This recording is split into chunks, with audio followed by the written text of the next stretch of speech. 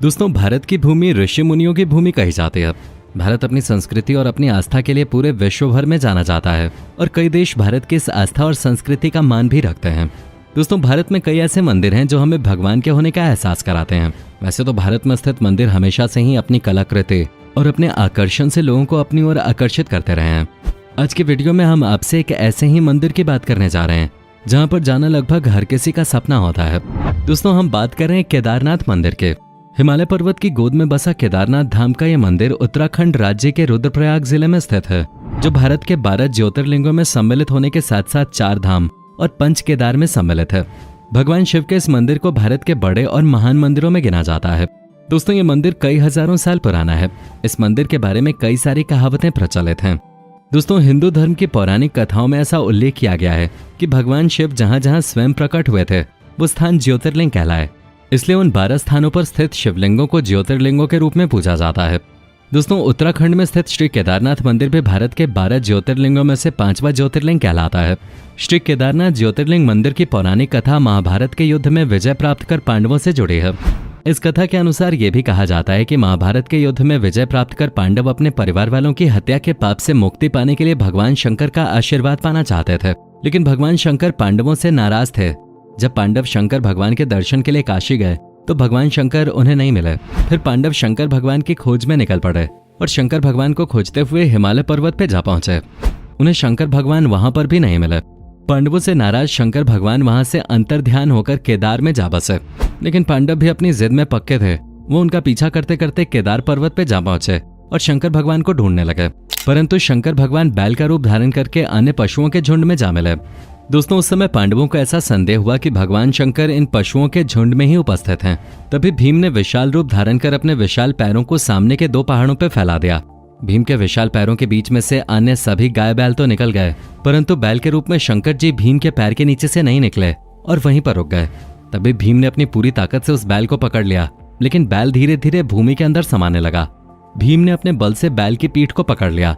भीम की इस अद्भुत ताकत और उनकी श्रद्धा भक्ति देख भगवान शंकर ने पांडवों को दर्शन देकर उन्हें पाप मुक्त कर दिया।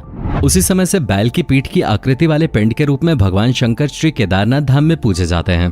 तो वहीं कई पौराणिक कथाओं के अनुसार हिमालय के केदार पर्वत पे महातपस्वी विष्णु अवतार नारायण ऋषि ने तपस्या कर अपनी इस आराधना से भगवान शंकर को प्रसन्न किया, और जब तपस्या से खुश होकर शंकर भगवान प्रकट हुए और नारायण ऋषि से एक वरदान मांगने को कहा, तो नारायण ऋषि ने उनसे प्रार्थना की कि वो इस जगह पर ज्योतिर्लिंग के रूप में सदा वास करें। दोस्तों, जैसे आज हम केदारनाथ मंदिर में घूम सकते हैं, वहाँ के ज्योतिर्लिंग को देख सकते हैं, लेकिन प्राचीन समय में ऐसा नहीं था, क्योंकि पहले किसी को पता ही नहीं था कि यहाँ पर केदारनाथ नाम का कोई मंदिर भी है। दोस्तों, ये बात सुनकर आपको थोड़ी हैरानी भी होगी, परंतु ये बात बिल्कुल सत्य है। दरअसल वैज्ञानिकों के अनुसार केदारनाथ का मंदिर 400 साल तक बर्फ में दबा रहा था, लेकिन फिर भी वो सुरक्षित बचा रहा। 13वीं से 17वीं शताब्दी तक यानी 400 साल तक एक हिमयुग आया था, जिसमें हिमालय का एक बड़ा क्षेत्र बर्फ के अंदर दब गया था। देहरादून के Wadia institute of Himalayan geology के वैज्ञानिक विजय जोशी ने कहा कि 400 साल तक केदारनाथ के मंदिर के बर्फ के अंदर दबे रहने के बावजूद यह मंदिर सुरक्षित रहा, लेकिन वो बर्फ जब पीछे हटी तो उसके हटने के निशान मंदिर पे मौजूद हैं और इन निशानों को मंदिर में बड़ी आसानी से आज भी देखा जा सकता है। दोस्तों, केदारनाथ मंदिर करीब 85 फीट ऊंचा, 187 फीट लंबा और 80 फीट चौड़ा है। इसकी दीवारें 12 फीट मोटी हैं और बेहद मजबूत पत्थरों से बनाई गई हैं। दोस्तों, इस मंदिर को 6 फीट ऊंचे चबूतरे पे खड़ा किया गया है। मंदिर के निर्माण में भारी पत्थरों को ऊंचाई से लाकर उन्हें बारीकी से तराश कर मंदिर की शक्ल देना एक काफी कठिन काम था। दोस्तों, केदारनाथ धाम और मंदिर 3 तरफ पहाड़ों से घिरा हुआ है। पहली तरफ करीब 22,000 फुट ऊंचा पहाड़ है, तो दूसरी तरफ 21,600 फुट ऊंचा पहाड़ है, जिसे खर्चकुंड कहा जाता है, और तीसरी तरफ 22,700 फुट ऊंचा पहाड़ है, जिसे भरतकुंड के नाम से जाना जाता है। दोस्तों, ये सिर्फ 3 पहाड़ नहीं बल्कि 5 नदियों का संगम भी है। ये नदियां मंदाकिनी, मधुगंगा, क्षीरगंगा, सरस्वती और स्वर्ण गौरी हैं। हालांकि दोस्तों, इन नदियों में से कुछ को काल्पनिक माना जाता है। इस इलाके में मंदाकिनी नदी ही स्पष्ट तौर पे दिखाई देती है। दोस्तों, साल 2013 में उत्तराखंड के केदारनाथ में आए सैलाब ने भारी तबाही मचाई थी। इससे कई लोगों की जान समेत कई इमारतों को भी नुकसान पहुंचा था। शिवजी के इस पावन धाम में आए जल प्रलय ने सबको हिलाकर रख दिया था। दरअसल 13 जून से लेकर 17 जून के बीच उत्तराखंड में काफी बारिश हुई थी। ये बारिश औसत से ज्यादा थी। इस दौरान वहां का चोराबरी ग्लेशियर पिघल गया था, जिससे मंदाकिनी नदी का जलस्तर देखते ही देखते बढ़ने लगा। इस बढ़े हुए जल स्तर ने उत्तराखंड, हिमाचल प्रदेश और पश्चिमी नेपाल का बड़ा हिस्सा अपनी चपेट में ले लिया। तेजी से बहती हुई मंदाकिनी का पानी केदारनाथ मंदिर तक आ गया।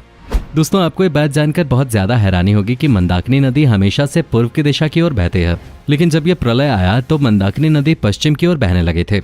ये देखकर उत्तराखंड के लोग और वहां के पंडितों ने कहा कि इस प्रलय को कोई नहीं रोक सकता, क्योंकि शंभू किसी बात से बहुत क्रोधित हुए हैं। दोस्तों, केदारनाथ में ये प्रलय ऐसा था कि लगातार 5 दिन बराबर एक ही धार से पानी बरसता रहा। ऐसा सालों साल पहले कभी नहीं हुआ था। इस प्रलय में 5000 से ज्यादा लोगों की जानें गईं और कई लोग लापता हो गए। सरकार ने आधिकारिक रूप से 4435 मृतक लोगों के परिजनों को मुआवजा भी दिया था, लेकिन ये सिर्फ एक आंकड़ा था और मरने वालों की संख्या इससे कहीं ज्यादा थे।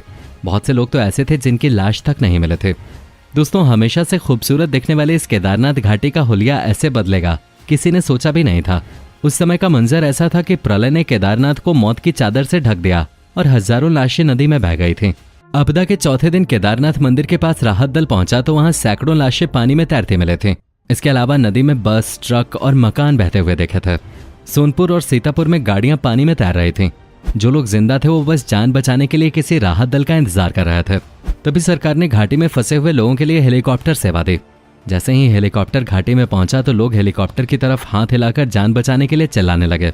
जब पायलट ने किसी तरह लैंड किया तो कई लोग उनसे चिपक गए और बचाने की गुहार लगाने लगे। रामबाड़ा और केदारनाथ के बीच जंगल चट्टी में 500 के करीब लोग फंसे थे। उन्हें बचाने के चक्कर में एक हेलीकॉप्टर भी वहां क्रैश हो गया था।